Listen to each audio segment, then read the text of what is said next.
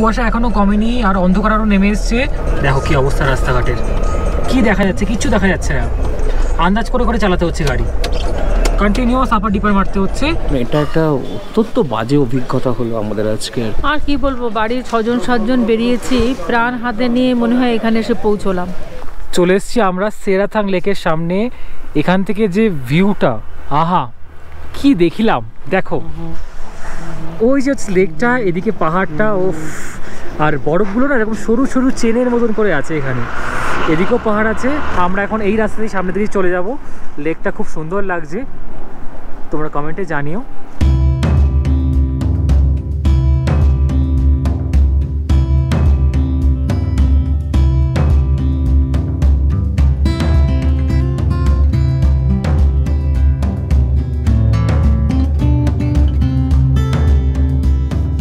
যাওয়ার সময় আমরা এলিফ্যান্ট লেকটা দেখতে পারিনি, কারণ কুয়াশায় ঢাকা ছিল। এখন পুরো কুয়াশা চলে গেছে।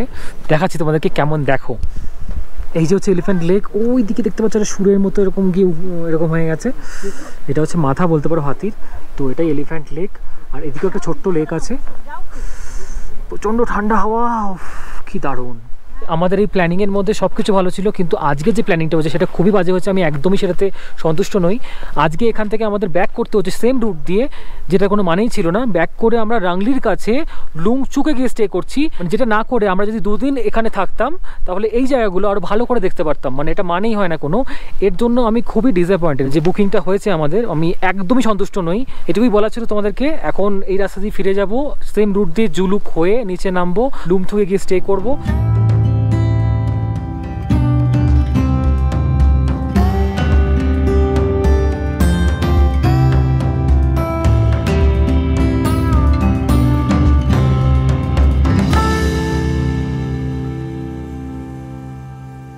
দেখো সন্ধেও হয়ে যাচ্ছে আর রাস্তা দেখা যাচ্ছে না, ফগ জমে যাচ্ছে। একটু পর তো আলোরাও থাকবে না। আমার এই জন্য প্ল্যানিংটার সম্বন্ধে এত বাজে লাগছে। এরকম প্ল্যানিং করার কোনো দরকারই ছিল না। এখন আমরা বাড়ি ফিরতে পারবো কিনা ঠিকভাবে সেটাই এখন আমাদের চিন্তার বিষয়। দেখো কি অবস্থা রাস্তার, এক্ষুনি অন্ধকার নেমে আসবে। সামনেটা দেখতে পাচ্ছ কিছু? এইভাবে আমরা এখনো ধরে নাও আধ ঘন্টা থেকে 1 ঘন্টা ধরে এইভাবেই চলছি আমরা। রাস্তা কিছু দেখা যাচ্ছে না, ড্রাইভারও অনেক টেনশন নিয়ে চালাচ্ছে, হর্ন দিচ্ছে মাঝে মাঝে, আপার ডিপার মারছে।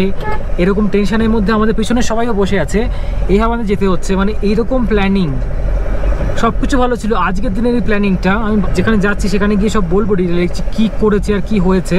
আমাদেরকে ভুলও বোঝানো হয়েছে। তার মধ্যে কুয়াশা কমছে না, বৃষ্টি হচ্ছে, একটু পরে অন্ধকারও হয়ে যাবে। আমরা এখনও জুলুক থেকে নিচে নামতে পারিনি।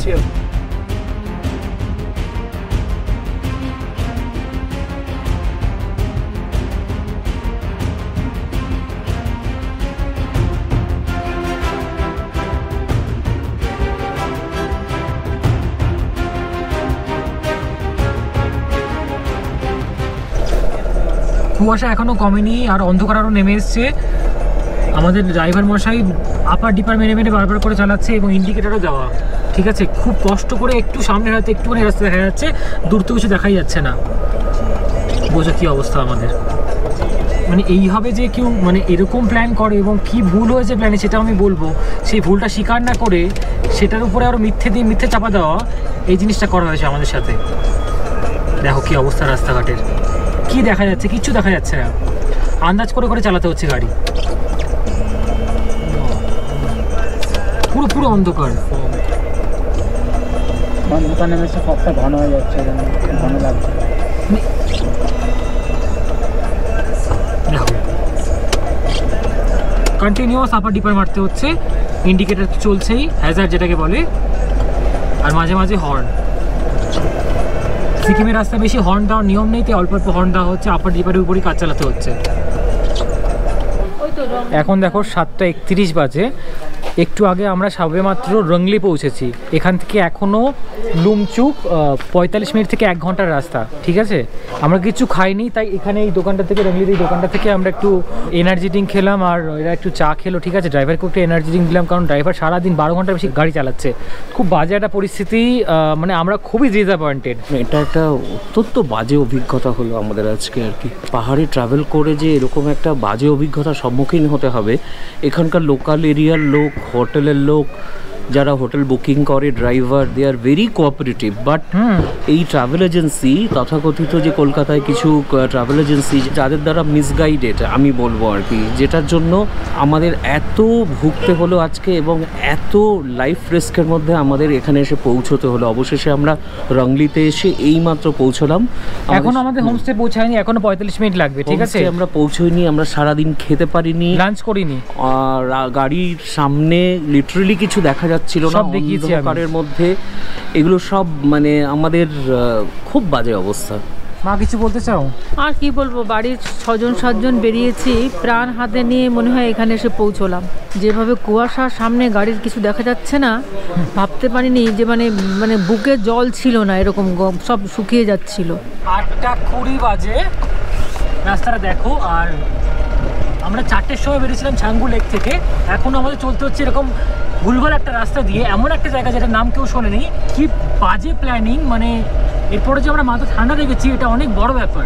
দেখো রাস্তাটা এরকম আজে বাজে রাস্তা দিয়ে কোনো মানে হয়? যেখান থেকে গ্যাংটক আমাদের 30 কিলোমিটার, আমাদের এত 80-90 কিলোমিটার পিছনে এসে এরকম একটা জায়গায় 4টের সময় আমরা ছাঙ্গু থেকে বেরিয়েছি, এখন 8:30 বাজতে যাচ্ছে, এখন আমরা ঢুকতে পারলাম না। আর এই রাস্তার যা রাস্তা, এখানে জোরে টানাও যাচ্ছে না গাড়ি, পুরো উঁচু নিচু। দেখো এত অন্ধকার হয়ে গেছে, এই সময় গাড়ি চালানো উচিত না পাহাড়ের রাস্তায়। এখন 8:38 বাজে, ঠিক আছে, সবাই আমরা আসছি, এই হোমস্টেতে ঢুকবো, এখনও পর্যন্ত ঢুকে পারিনি।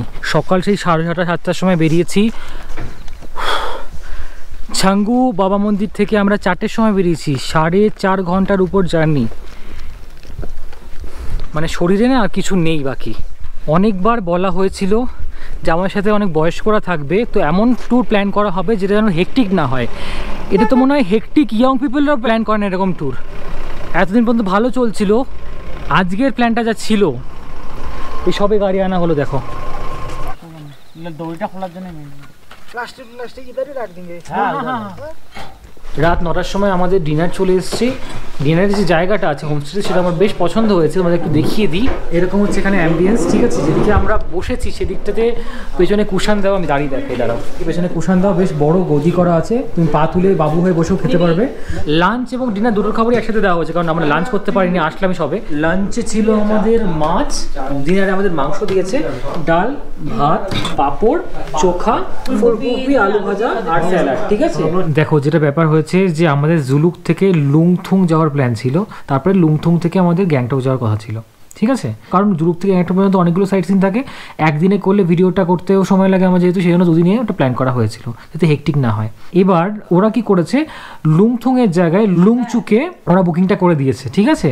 ওনারা ভুলটা তো স্বীকার করেনি, উল্টে আমাদেরকে আরও বোঝাচ্ছেন না এটাই রুট ছিল, এদিক দিয়ে যেতে হবে, এই সেই।